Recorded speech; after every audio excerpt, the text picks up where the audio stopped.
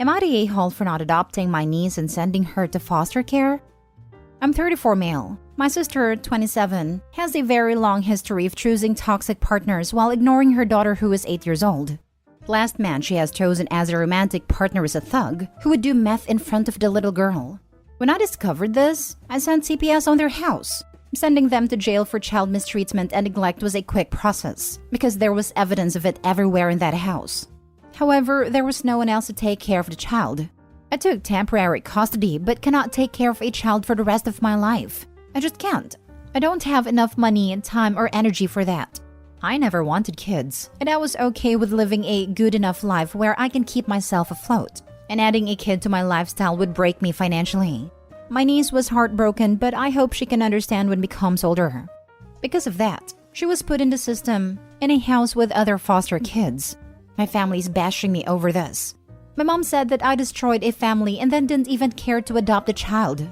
Some of my uncles said the same. My best friend also told me that the system could be worse than whatever happened at my sister's house because she could at least have her mom besides her.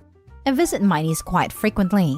She is always glad to see me but always asks at least once during the day why she can't live with me. And I say, because I can't give you a good life. Anyway, I'm very lost right now. Did I do the right thing? Now for the top comments. As a former foster youth, not the a-hole, it is going to be very hard for her in care. But if she gets a good home, they are more prepared for the trauma she went through. However, I will say you're the a-hole if you plan on leaving her life. Talk to her foster parents, case social worker, whoever, and set up regular visits. Like weekly visits. Maybe you can sign up as a respite as her parent so you can care for her sometimes, but not be a parent. Be present in her life because I'm sure she's lonely right now. Excellent advice. I hope Opie reads your post. Because if she doesn't get a good home, at least the family will be on notice that uncle is present and checking in on her. Why is no one else in the family stepping up to take her in? I don't really know. I think they stick it to me because I'm the only one still childless. Exactly. I hate when people criticize adults without children and try and pressure them to have kids or dump their own kids on them. You can sign up to be a foster parent. As an immediate relative to her parent, you get priority. And we will bend over backwards to get you certified so you can keep her. Then send you checks to help. If money is really the only thing stopping you, please call and ask about foster care certification. She could be in foster care in your home. Wouldn't that be awesome? I didn't know that. Maybe could look into it. Yes, and they will pay you a monthly sum for her care, maybe even food stamps. I used to work at a summer camp at a YMCA where half of the kids are foster care kids. The state's paid for the summer camp for the foster kids. If money is your biggest worry, and money can pay for a babysitter, after-school care, summer camp, etc., then let someone at CPS know and ask them what resources they have available. Wherever she is now or goes, group home or foster placement is getting paid. They can pay you that money so she can stay. Good luck. Next story. Am I the a-hole for refusing to take care of my children's half-sister while their father has surgery? My ex and I share 3 children together ages 12, 11, and 9. Our marriage broke down bitterly more than 8 years ago. He had fallen for someone else. She was someone who had treated me like crap for months for what was then an unknown reason to me. But either they were having an emotional affair or a physical one, but something was brewing between them. She took her anger at the fact he was married out onto me, and when he was finally honest and open with me, he allowed her to come into the home we had shared to tell me she was going to be my kid's mom, and she would take my life over. So things were not good for a long time, and I have never forgiven him for how all of that was handled, especially when I had a very difficult time after the birth of our youngest. Fast forward 18 months and they're married, and she's pregnant. Ex is having a hard time getting our kids excited and happy, and attempted to get me to play happy family with them for the sake of the kids. I told him that the only positive thing I could do was say nothing at all. Because I was not going to play friends or like a caring family member for them or their baby. When his daughter was born, the mom bailed. Apparently, she hadn't really wanted kids, just him, but realized he was never going to love her more than the kids. She died a little less than 6 months later. When he found out, he wanted me to get involved with his daughter. He told me his ex wasn't coming back, and that he had 3 kids with 2 parents and 1 with just him. I told him I would never be that little girl's mother. Over the years, I have attempted to get used to this little girl. She's innocent and my children's half-sister. I'm not playing a familial role, but I am friendly around her and interact with her on occasion. Mostly I try to make things easier for my kids. Ex tried to remarry again, but his daughter wanted a mother, and the woman did not want to be one, so she's had a chaotic life. Ex has been suffering from some health problems for a number of years now. He's due to have a pretty big surgery to try and help, but he has nobody who can take care of his daughter while he's off his feet. So he asked me. He also asked if I would be willing to become her guardian if something were to happen to him. This is where more hard lines were drawn, and I said no. He begged me, and I told him I did not want to raise his child nor look after her, / spend that amount of time with her. He told me it would be better for her to be with me than friends of his who have no kids. He said it would be better for her to be with family. I told him there was no way. He tried to get our kids involved, but they told him it would be weird for her to live with us. I was angry at him for involving them like that.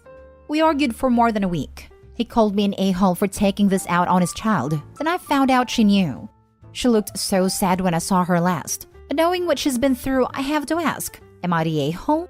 Edited to add. Some questions have been asked a few times, so I feel like I should try to answer in my main post. Ex's family are not involved. They do not like each other. And they do not have a relationship. They do not stay in touch. Last I knew, they all live in different countries and have no interest in a relationship. The mom's family, it's complicated and I can't go into a lot, but they're not involved, and are not really suitable people to have around / raising a child, so they would not be around to take care of her either. My children are not close with her. They are not unkind, but they are far closer with each other than they are her, and they don't have the same relationship with her as they have with each other. It's not even close to it, really. The little girl in question is 6. Not the a-hole at all. Why would he even tell her, a 6-year-old, that you refused it if not to emotionally manipulate you? He's a disgusting human being. Don't let him make you feel bad, because you've done nothing wrong. I don't believe he told her. I think he got careless while arguing with me and didn't make sure she was out of earshot. The only reason I think that is because he looked so guilty last I saw him. He even sounds it, more than he ever did for anything else. At least he has that much going for him. I was thinking he was the weaselest weasel who ever weaseled. First off, wow. I can't fathom the amount of hurt you've been through with him. Definitely not the a-hole. You have no obligation to him after what he put you through. Oh, he put me through a world of hurt. And really, I'm only starting to feel the edges coming off the anger. Still can't forgive him, and I doubt I ever will. But the way he treated me, allowed her to treat me, and then expected me to act like they were my BFFs? I'll never forget that time of my life. That's for sure. Looking at the timeline, you were pregnant and/or with a baby when that all went down. That would have made it extra scary and added extra pain to the memories. I understand how he feels it is in the best interest of the child to keep her with her siblings in the event of his death.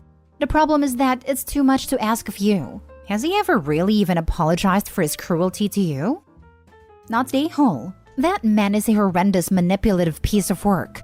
That's as polite as I can be talking about someone like him. I hate him, and I've never met him, lol. You're not the a-hole, not even remotely, and good on you for standing your ground and not being manipulated into anything. I genuinely hope that his daughter is happy and very well cared for though. Little Angel deserves nothing but love and happiness. Next story. Am I the a-hole for yelling at my mom after she said she probably can't attend my husband's memorial? My female 28 husband died a month ago. My heart feels like it's been ripped out of my chest, but I'm trying to get through it all.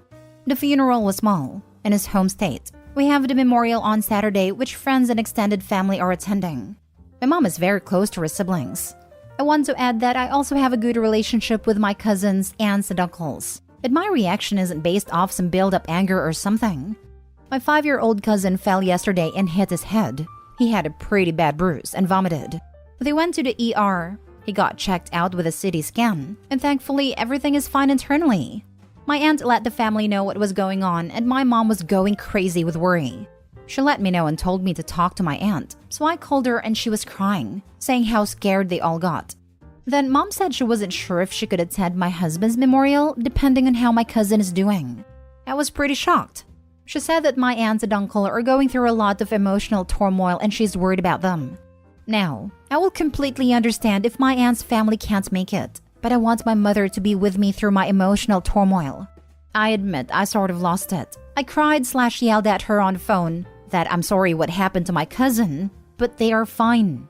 My husband is dead. I'm barely holding it together, and now she's telling me she can't make it? My mom said I'm overreacting and something really bad could have happened to my cousin. I hung up. She just sent me a message saying she understands I'm emotional and she'll try to make it, but I should be more understanding towards my baby cousin. I decided to post here for some unbiased opinions if I went too far yelling at my mom. Now for the comments. Not the a-hole. I feel like her daughter should take priority over a child with 2 functioning parents. Then to gaslight you over your feelings? Damn. Her mother is trying to make it seem as though a child with 2 parents being injured is more important than her daughter grieving the recent death of her husband. To say her daughter is overreacting is discounting her very reasonable feelings on the situation. Is gaslighting. Exactly that. I'm sorry for your cousin. As a father, I know how stressful it can be, but I'm glad cousin's fine. But they have each other, while you shouldn't be alone. You have every reason to lose it for whatever reason, and this one's particularly justified. My sincere condolences for your loss. Yes, Mom said something terrible could have happened to the cousin? Well, something irrevocably terrible happened to OP's husband, and Mom should definitely be there. So sad. Exactly this. The parents are beside themselves and in emotional turmoil over something that could have been bad but wasn't? Neither of these people are going to make it as parents if they get this caught up in every fall, bump, and bruise. And OP's mom is enabling this? WTF. OP, you are so not the a-hole. And honestly, if my mom did something this heartless, I probably wouldn't talk to her for a long time. Not saying you should cut her off. Just saying that's what I would do because I'd be so hurt/angry. Also, my sincerest condolences about your husband. I can't even imagine being that heartbroken and not having my mom there to comfort me. Absolutely not the a-hole. If there is ever a time that your mom absolutely needs to put her worries and other people's needs aside for you, it is now. This should have been a non-negotiable arrangement for her apart from an absolute emergencies. I don't know what support she can possibly provide to the parents of the child who is doing fine that could ever outweigh the support you need from her right now. So sorry for your loss, OP. I hope you have people around you, mother or not. Yep, the fact that your mother considered leaving your side for what could have been is weird and tells me she likes drama. Not the a-hole, and I'm so very sorry for your loss. Last story. Am I the a-hole for refusing to speak at my severely disabled brother's funeral? My 18 male brother of 14 male was severely disabled. He had autism with the mind of 12-month-old. Most of the memories I have from before his birth were positive, but these are limited since I was only 4 when he was born. My parents suspected that something wasn't right when he was 18 months and regressing. From what they told me, he said his first word at 14 months and was reaching his milestones, but one day at 18 months he just started regressing. He was diagnosed with autism, and it was severe autism not long afterwards. He got what's called respite care starting when he was 6 years old, and someone would look after him for several hours most days of the week. In spite of this, the respite care decreased as he got older and I was in charge of him a lot. This meant little to no time with friends, no after-school sports, just looking after that thing. My brother outgrew me when he was 12 and I was 16. I'm only 5'6", 125 pounds. He was 5'10", 295 pounds. I'll let you figure out where this is going. I've been diagnosed with bipolar disorder and PTSD, the former also likely because of him. My brother suffered a heart attack and died on the 11th. He was very obese and also had a heart condition we knew nothing about. I got the news while at school. The principal called me to his office and broke the news. I'm not going to lie. I cried out of happiness, and I basically celebrated in his office. He awkwardly dismissed me, and when I got home from school, my parents yelled at me that I was heartless. But I told them that I had no life because of him, and they've hinted that I would have been his full-time caregiver sometime in the future. I hated my brother. I'm grounded until further notice and have been since Tuesday of last week. I'm typing this from an old iPhone I found in my nightstand drawer. My parents are basically making me write a speech to recite at his funeral, which is on Saturday, with my dad writing some rough drafts, but I told them no. I feel for my parents because nobody should have to experience losing a child, but when I found out he died, it was as if the world had been lifted off my shoulders. Not the a-hole for not wanting to read a speech. You're the a-hole for everything else. I get that you hated your brother, but it's not about him right now. Your parents are grieving. Badly. Don't be an ass and celebrate their trauma. I'm not celebrating their trauma. It's not my intention. I celebrated the fact that I will finally have a life and maybe overcome my PTSD now that it's gone. And you celebrated very publicly. Intentions or not, the result is the same. Your parents just lose one of their child, and the other one is laughing in their face at their misfortune. Imagine how hard this must be for them. Try to have a little empathy for them. They don't deserve this. Opie is a mentally ill teenager who spent most of his life being parentified and neglected in favor of his younger brother. If Opie's parents didn't want him to feel this way about his younger brother, or about their parents for that matter, they should have made better choices. You need therapy. You're right. I'm hoping that if I become ungrounded, that I will start the path to recovery. Don't wait. Talk to your school counselor.